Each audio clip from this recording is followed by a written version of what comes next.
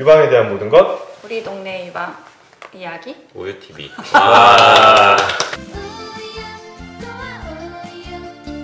자, 오늘은 뭘 할까요? 저번에 호르몬 양성 유방암을 다루면서 사실 임신 얘기를 빼먹을 수가 없거든요. 맞아요. 댓글도 있었죠, 그죠? 해달라고 하시는 분이 유방암 환자분들의 임신에 관한 이야기를 하려고 해요. 있죠? 환자분들 중에 임신하신 분들, 임신하고 오신 분들도 그때 임신? 있었고 네, 유방암 환자인데 치료가 어느 정도 마무리되었을 때 임신하는 거, 아니면은 진단 당시부터 사실은 이제 젊은 여자분들은 임신에 대한 생각을 좀 해야 돼요. 이 내가 지금 진단을 받고 치료를 갈 건데 언제부터 내가 인생을 다시 할 수 있고 어떻게 계획을 잡아야 되냐, 이제 이런 궁금증을 가지고 계시죠, 그죠? 진단, 유방암 진단 당시 얘기를 일단 조금 먼저 하자면은, 요즘에는 일단은 결혼도 늦게 하고 애도 늦게 낳죠. 네, 그래서 우리나라 유방암 환자분들이 조금 나이대가 어리기도 하지만은 이 임신 출산의 나이가 높아지면서 전 세계적으로 유방암 환자분들이 나중에 애를 낳고 하는 분께 전 세계적으로 사실은 약간 관심사이기는 하거든요. 근데 이제 진단 당시에 고민을 해야 되는 거는, 수술만 할 거면 상관은 없는데 항암제가 어쨌거나 빨리 자라는 세포를 죽이니까 이 난소에도 영향을 미친단 말이죠. 왜냐면 난소는 계속 난자를 만들어야 되니까 빨리 자라는 세포 중에 하나인 건데, 항암제를 쓰면 난소가 영향을 받거든요. 그래서 항암제 종류별로 이렇게 난소에 영향을 미치는 정도가 다른데요. 저희가 쓰는 약 중에 사이클로포스파메이드라는 약이 있어요. 근데 거의 전통적인 항암제잖아요. 굉장히 많이, 그러니까 유방암 환자들에서 아주 많이 쓰이는 제제인 건데, 그게 가장 강력하게 난소에 영향을 주는 걸로 알려져 있는 항암제예요.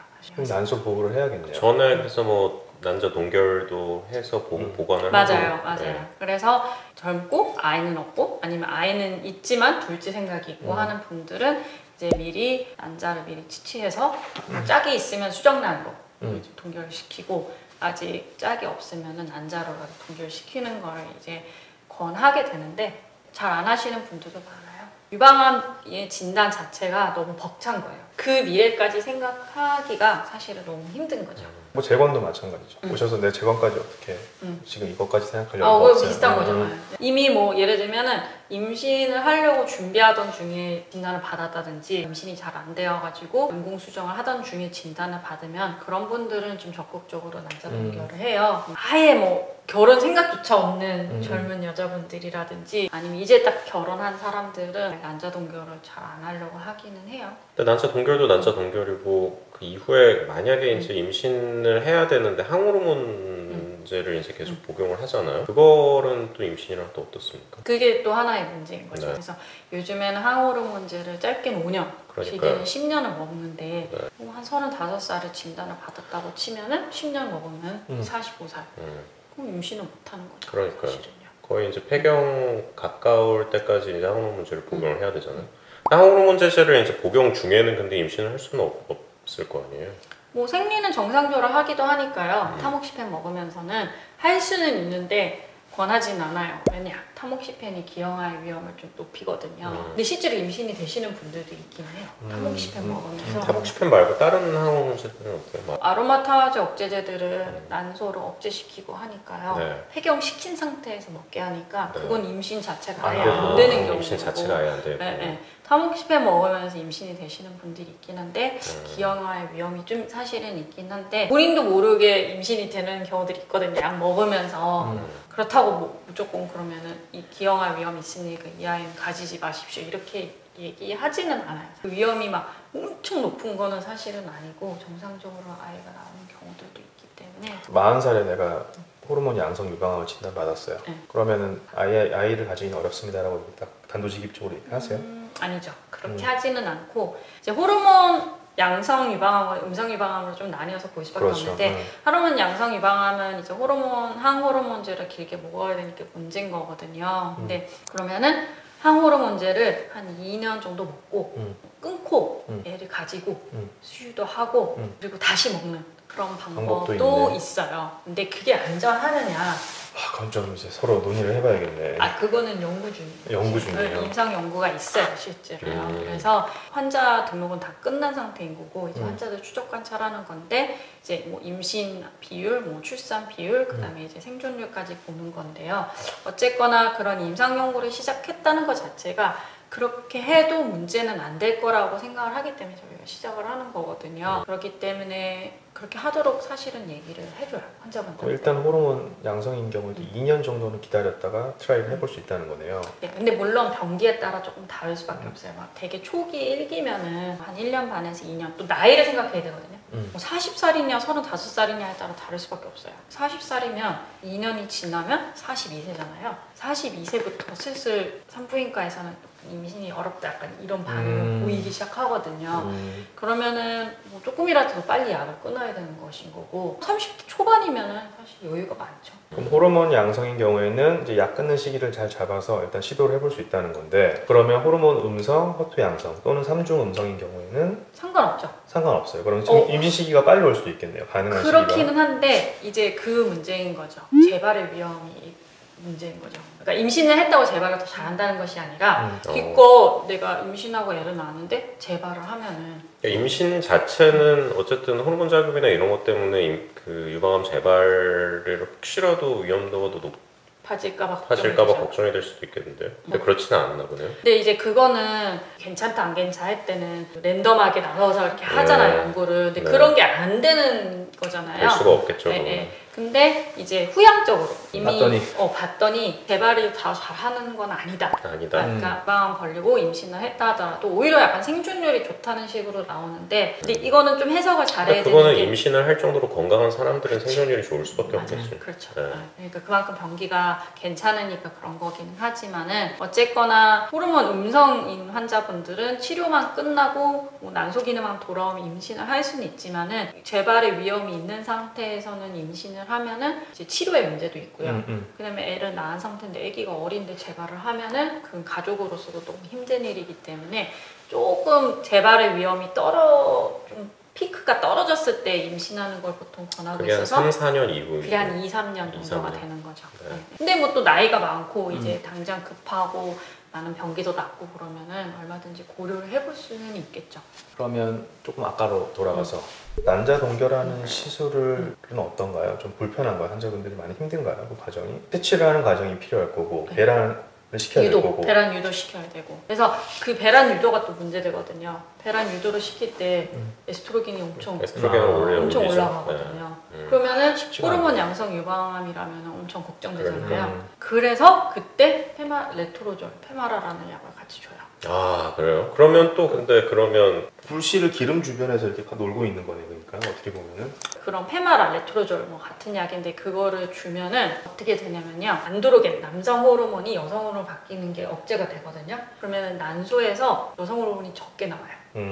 그러면은 원래 우리 몸은 뭐냐면 난소에서 여성 호르몬이 나오면 그 여성 호르몬이 머리로 가서 이제 더 이상 난소 자극하지 마 하고 자극 못하게 하거든요. 그렇죠. 근데 이 약을 먹으면은 난소에서 호르몬이 안 나오니까 머리가 자극 호르몬은 더 많이 나오겠네요. 머리가 여성 호르몬이 부족하네? 그러면 자극 호르몬 더 내거든요. 그러면은 난소를 더 성숙을 시켜주는 거예요. 그래서 난소가 더 성숙이 되면서 배란이 더 잘 되고 과배란이 되는 거거든요. 이건 유방암 환자가 아니더라도 쓰는 방법이더라고요. 근데 그럴 때 난임 환자들에서 근데 그럴 때 여성 에스트라디올, 여성 호르몬 수치를 봤더니 그냥 과배란 시키는 것보다 훨씬 더 낮아요. 오히려 보통의 주기보다 더 떨어진다고 하더라고요. 그러니까 과배란은 되면서 호르몬 수치를 안 높이니까 환자들한테 큰 부담이 가지는 않는 거고.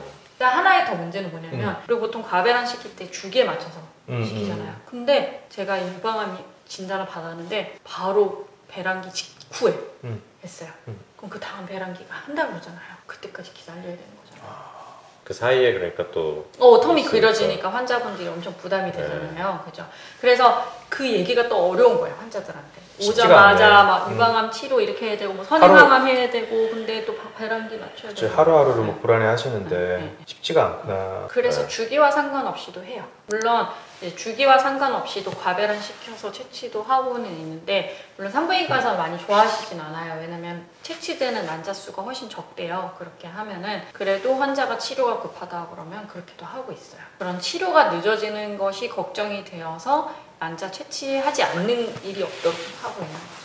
근데 이게 진짜 어려운 문제고 결국은 환자분들 본인이 결정해야 되지만 이 난자 채취 문제도 그렇고 난자 동결 문제도 그렇고 재건 문제도 그런데 그 순간은 너무 힘드니까 미래는 일단은 너무 자기한테는 요원하고 현재가 너무 힘들고 이러니까는 다 미래를 포기하고 일단 여기에 집중하시는데 우리 댓글에도 달아주셨지만 그때는 난 너무 재건하기가 싫었고 힘들고 받아들이기가 힘들었는데 어떻게 선생님들이 끌어줘서 했는데 지금은 너무 했던 게 잘된 일이다 이러는 것처럼 좀 이렇게 옆에서 좀 선생님들이 해도 되는 환자면 잘 끌어주는 것도 중요할 것 같아요. 우리 의사들이. 그래서 저희 이제 같이 일하는 여자 선생님 한 분이 그런 연구를 하고 계세요. 난소 기능 보전이라든지 난자 동결이라든지 이런 거에 대해서 환자한테 설명할 때 좀 체계화되게 설명하는 경우랑 최 교수님. 네.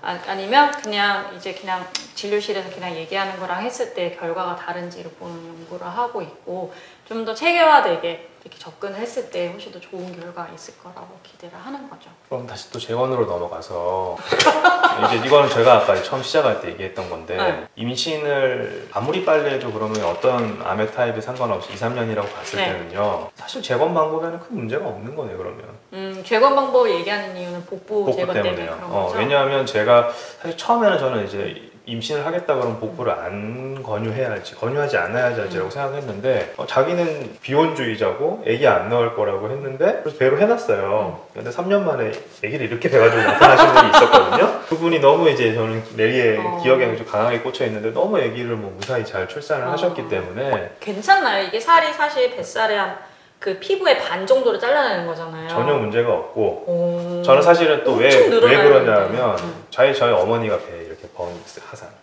우리 엄마가 어릴 때 불 때문에 이렇게 해서가지고 그래서 우리 엄마가 그거를 애가 혹시 임신이 될지 않는데 좀 걱정하셨던 것 같아. 이게 잘 클지. 왜냐면 이렇게 막 쪼그라드니까 화상. 근데 제가 좀 덩치 키가 작은 게 그게 눌려서 좀 그런 건도 같기도 한데. 그런 걸 하자. 잘 태어났잖아, 내가. 그런 걸 하자. 지금 제가 잘 치유가 된 배, 복부 재건 환자들 보면은 우리 어머니 배보다 타이트한 느낌이 그렇게 안 들거든요. 물론 이제 좀 타이트한 분들도 있죠. 근데 환자마다 다를 것 같아요. 다르긴 해, 그치? 네, 조직에 여유가 있으신 분들은 확실히 그래도 그런 걱정 안 하고. 그러니까 배가 없는데 쥐어짜서 배로 만들어 놓은 사람들은 쉽지는 않을 것 같고 좀 힘들 것 같고. 근데 임신을 해버렸어요. 자기도 모르게. 빡빡한데 그럼 어떻게 될까? 늘어나요. 늘어날 것 같아요. 늘어나요. 근데 약간 땡기는 느낌이 심할까? 위쪽에서 많이 늘어날 것 같고요. 뭐 터지거나 그러지는 않습니다. 그래서 2, 3년이면은 하시진 않아요. 근데 뭐 복부경이 좀 약해져서 나중에 뭐 탈장의 위험이 좀 생길 수는 있겠죠. 배꼽 탈장 이런 게 조금 잘 생길 수 있어요. 근데 나중에 이제 뭐 혹시나 생기면 재건해주면 되니까. 복부가 절대적으로 저는 사실은 이게 1, 2년 뒤에 뭐 아주 단기간에 임신을 해야 된다고 생각하면 복부를 재건하기 어려울 수도 있겠다라고 생각은 속으로 하고 있었는데 그랬는데 2, 3년이면 사실 뭐 복부를 원하시는 분들 해드릴 수 있을 것 같습니다. 근데 그건 병기에 따라 다를 수 있어요. 상피내암이라면 그렇게 2년을 기다리지 않을 수도 있거든요. 신중하게 결정해야죠. 유방암에 걸려도 임신을 할 수는 있는 건데 근데 물론 병기에 따라 좀 봐야 되는 것 같아요. 생각해야 되는 게 많고 조심해야 되는 게 많네요. 그리고 의사 선생님하고 좀 상의를 해야 되겠지만은 호르몬 양성 유방암이에요. 약을 2년을 먹었어요. 그러면은 약을 끊어요.